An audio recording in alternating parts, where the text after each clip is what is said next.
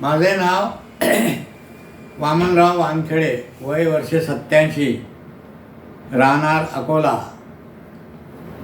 माझे गाणे भजनं एकूण 50च्या वर व्हिडिओ केलेले आहेत। ते आपण ऐका, लाईक करा, शेअर करा आणि सबस्क्राईब करा। याबद्दल तुमचे आभार।